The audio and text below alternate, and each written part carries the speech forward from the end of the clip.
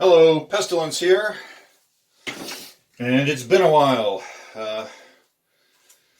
As things go, life has gotten in the way, which I'm sure many of you have experienced.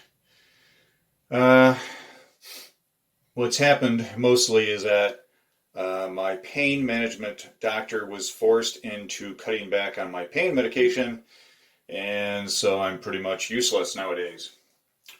It takes a while to get anything done. Okay, so this lock that I have for you today is one that I just purchased on eBay, and it was in pieces, as you can see. I do not know how this goes together, but I will be attempting to reassemble it. There are a couple pieces here. Whoops, there's like a rivet.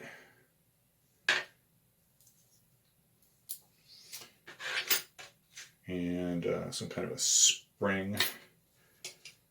And put two of the pieces back together. I'm not really sure if these go there, but it would seem like they do. So we will find out. Okay, what happened was that I bought this online for $11 and something. So not a whole lot of money. And I was doing some research on it. And what I found was that Keen Kutter, E.C. Simmons Keen Kutter, they did not make a padlock with a barrel key. So I said, well, that's great. I'm getting a fake. It didn't come with a key, but as I said, it's in pieces.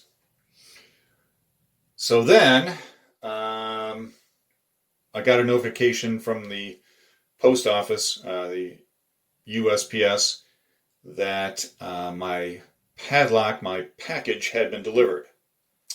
Of course, it hadn't been delivered because it wasn't in the mailbox. And I checked and checked and checked, and no package. So I thought, well, that's great. If it's got insurance on it, I'll just collect that, and no big deal, no big loss. So then I filed online, telling them, I didn't get my package, and it was supposed to have been delivered. And lo and behold, 3 days later, here it is. Okay, so I was doing research on this, like I said,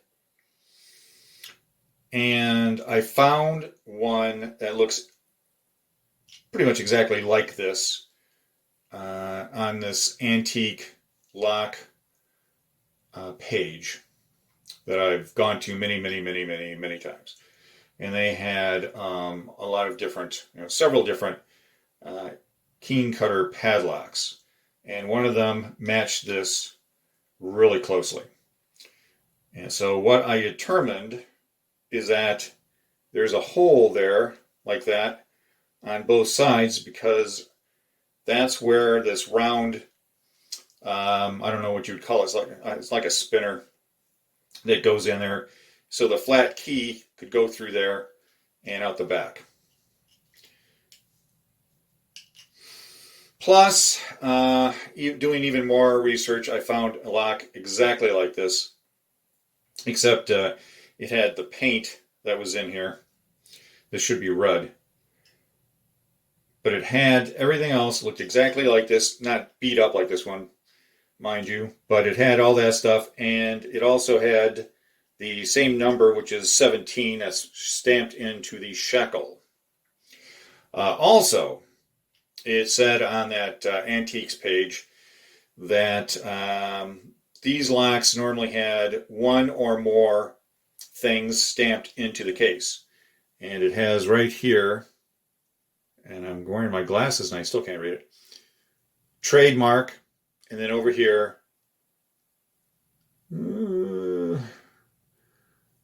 well, come on, man. Registered.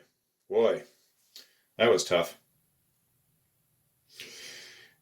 Now, I've seen some that had the patent date on here, but this has been taking a beating, and I think I can barely see the P on here, so the rest of it might have just been pummeled off.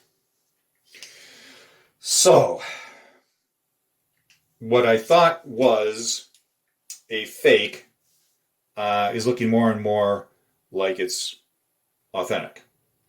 And what I'll do is when I'm editing the video, I'll put the other locks, pictures of those on there so you can see a comparison between mine and the other ones that I've seen online.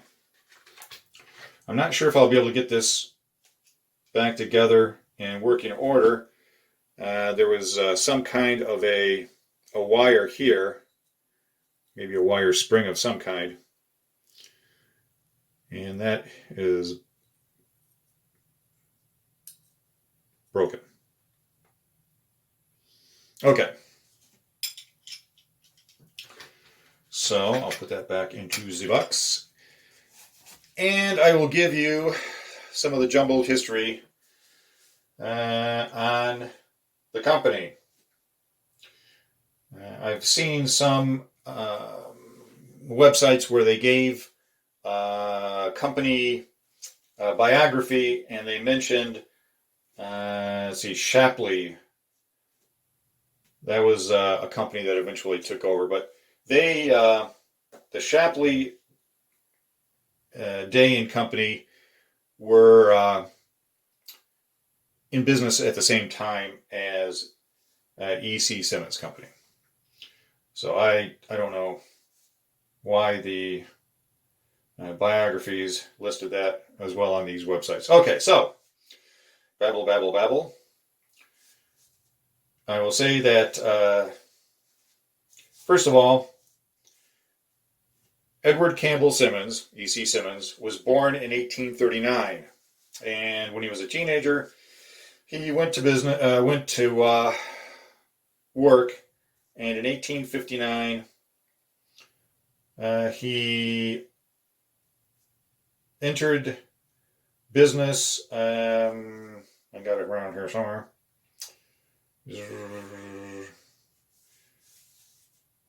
Man, look at those notes. And it is late.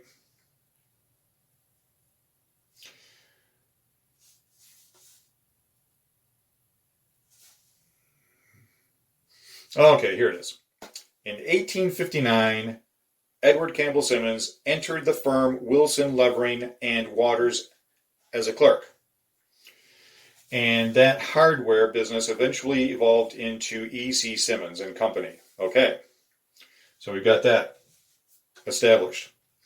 In 1866, Keen Kutter was a trade name that he used. In 1870, he trademarked the Keen Kutter name. And in 1874, Simmons Hardware Company was established. And I was trying to figure out if 1874 was the year that he established his company, then how could he use that as a trade name and trademark it in 1870? Well, because he must have been working at the other firm, which eventually, as I said, it turned into his company. Okay. Now, the Simmons Company, in 1874, it became Simmons Hardware Company. That's when it was established. And they basically put the Keen Kutter name on everything that they could. They had other brands that, this went on tools and locks eventually and things of that nature. But they also had a KK brand, and the names of the products started with K and K. And that was like the lesser hardware stuff. Okay, 1922, Simmons Company and Winchester merged. The Simmons Company had purchased a company that manufactured knives, like pen knives, pocket knives, that sort of thing. And Winchester wanted to get into that business, and so they merged. Then in 1929, the Simmons Hardware Company reverted back to its original status. In 1940, Shapley Hardware Company, they basically bought the E.C. Simmons Company. They went bankrupt and they were purchased by the Shapley Hardware Company. And then Shapley eventually went out of business and was purchased by Valtest Distributors Buying Group, which, from what I read, they would come in, buy hardware companies, and then they would sell all the goods. And so they owned both the trademark name for the Keen Kutter and for one of the names that Winchester used. And what Valtest did is they would license out the names to be used on different products, which was still going, still in existence today. Okay, whew, that was tough. So, as I said, I will put side by side my padlock that I just bought with one from the website that I reference many times, along with another padlock that looks exactly like this, mostly. I don't think that one has the red paint on it in here either. But anyway, I'll have all three up there as reference and you can see. So I went from thinking it was a fake to now thinking that it is genuine. And I'll let you have your opinions too. So, thanks for watching. Take care. Stay safe. Stay legal.